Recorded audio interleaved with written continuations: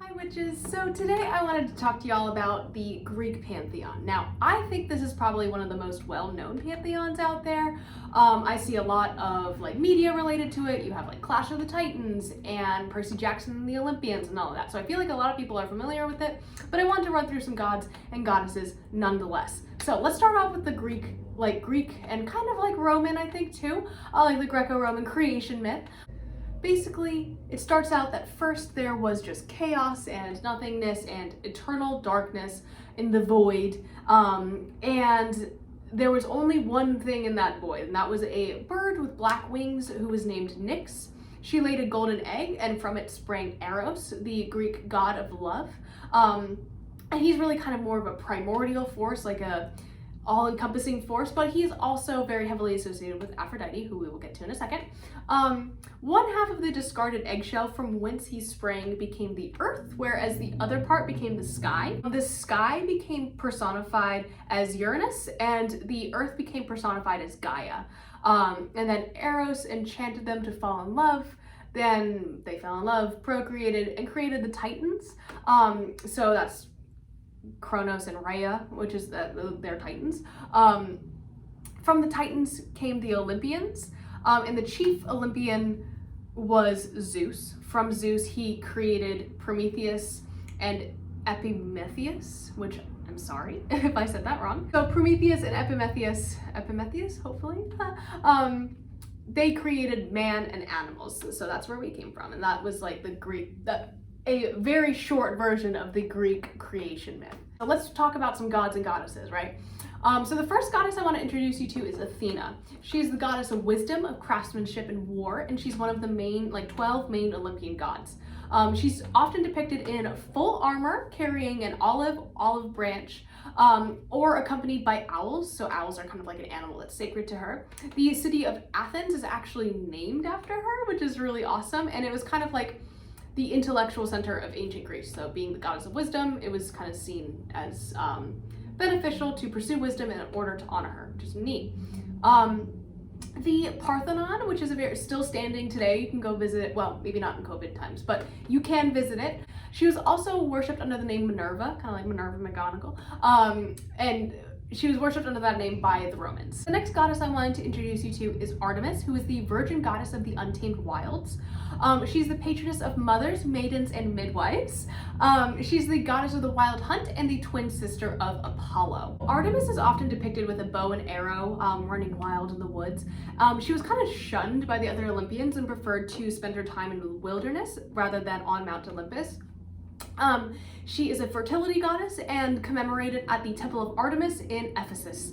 So she kind of reminds me of almost a female aspect of the horned god. I'm not saying they're anywhere they're the same god. I'm just saying they have very similar energies to me personally. So if that is something that you're interested in but aren't really jiving with a male figure, maybe Artemis is the one for you. The next god that I wanted to talk about is Zeus, who is the Lord of the Skies, the king of gods and mortals. He's generally kind of known for getting around and having lots of children, much to Hera's chagrin. But he's the cloud gatherer, is one of his names. He's sometimes referred to just as father. He is associated with lightning and storms, and he overthrew his father Kronos, the Titan, to take power over the heavens. So he's the king of the gods. Hermes is the trickster Olympian. He is the messenger and herald who carried news from Earth to Mount Olympus or to the underworld and vice versa, all while wearing his winged sandals, which I think we all kind of can think about, right? Or can envision. He's also the god of commerce, luck, travelers, athletes, and merchants. So he was really kind of this chaotic neutral character. He routinely tricked and stole things from the other Olympians and just purely for causing mischief. He was very much the archetypal trickster god. So Hermes. The next god I wanted to talk to is kind of the opposite, and that is Apollo, who is the god of order. So not chaos, order, music, artistic inspiration, prophecy, healing, and medicine. So if you are a doctor or an artist or even a medium, Apollo might be a god worth working with. He was very popular back in ancient Greece, and he has ties to the oracle at Delphi. So if you've heard of those stories, that Apollo is associated with that. So the next goddess I wanted to talk about is Hestia, and this is someone that I have seen, a goddess I should say, that I've seen people working with a lot more recently, especially like during lockdown, like when people were at home. Hestia is the goddess of home and hearth, of families, and domesticity, kind of similar to how Bast was, but like a little bit different. She's kind of the ultimate mother figure in the classical sense. So she was really, really vital to like worship in ancient Greek households, just because of like the order and like protection she brought to the home. Then her name actually means hearth or fireplace or altar. So again, like if you are very much into hearth magic, Hestia is a very common goddess to work with. She's also a virgin goddess, and actually there was an ancient Roman cult to Vesta, who is Hestia's Roman counterpart, that was comprised of Vestal virgins who abstained from sex in order to entice or in order to entreat Vesta to keep Rome safe. So modern adherents to her kind of adhere not to abstinence necessarily, but to wearing modesty garments, to maybe veiling, stuff like that. So I've seen that around, and it might be something that you can do to enhance your practice. The next goddess I wanted to talk about is Aphrodite, who is the goddess of love, passion, sex, sensuality, eroticism of all kinds.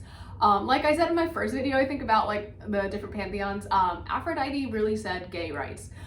She embodies all elements of like love and desire. She's really, really great for invoking during self-care rituals. So I really recommend having like an altar to her if that's something like self-care magic is something that you really want to focus on. I also have seen her like altars for her around areas where you like get dressed or do your makeup. So she's kind of the goddess of beauty, and she can help you with that if you're trying to do some glamours. She is the offspring of the god Uranus, and is seen as like married to Hephaestus, but I feel like it's generally accepted that they had an open relationship because she kind of had lots of consorts. She is a very powerful goddess, but can be very fickle, so just be sure not to piss her off. I am definitely trying not to. The next god that I wanted to talk about is a very well-known god, and that is Hades, who is the god of the dead and the king of the underworld. He is one of the main Olympians that did not dwell on Olympus, right, on Mount Olympus, but he made his kingdom in the underworld itself. So he is really kind of seen as a solitary figure. He's not really interested in feuds amongst the Olympians so much. He's kind of more out for himself. He is joined by Persephone during like the colder months, but generally speaking, he's like a solitary figure. I don't know a whole lot about Hades. I've never really been called to work with him. I do work with like two death gods technically, but for some reason Hades never like has called to me. So if you do work with Hades, I would actually really love to learn a little bit more about that. I do know that he's more of like kind of like the king of the underworld versus like the god of death. Like he doesn't rule over death. I believe that's its own god. So I would love to hear more about that. And then finally, the last god I wanted to talk to you guys today is Poseidon. So Poseidon is the lord of waters and primarily tied to the sea, which is important during the ancient Greek Empire because they were kind of a seafaring people. He is primarily considered the god of the sea and of those who explored them, and he is associated with horses and horsemanship as well as like earthquakes. So he was very tied to all of those things. In ancient Greece, he was very much revered by people who lived at seaports. There were like whole towns that honored him with statues and structures. So he's a very powerful but also very unpredictable god, kind of like the unpredictability of the sea. So I feel like if you're maybe in a more coastal place or live by the beach, Poseidon might be a cool god to work with, so should you so choose. So in terms of texts for ancient Greek gods, I really recommend, like I said, the Iliad and the Odyssey. Those are all pretty standard. Those are both standard texts, and it can kind of like introduce you to the world of ancient Greece, reading stuff about Hercules, or even some of the more like the ancient stories about like Gaia and Kronos and all of that. You definitely can. I recommend going to your library and finding some scholarly books rather than looking for like books on Greek magic, because I feel like that's a lot. Y'all might not also notice I did not talk about Hecate. She is basically a whole video in and of herself. She's the goddess of witches, and a very powerful goddess. If you are a beginner, I recommend treading lightly if you wanted to work with her, and it's a kind of another reason I didn't mention her until now, I guess. But she is very, very powerful and very commonly worshipped or worked with in the craft. So if you do work with Hecate, again, also like the same thing with Hades, I would like to hear more about that because she's kind of a goddess I don't know a whole lot about. She's kind of shrouded in mystery, which is also very cool. So yeah, let me know what you guys think, and I'll see you guys tomorrow. Bye.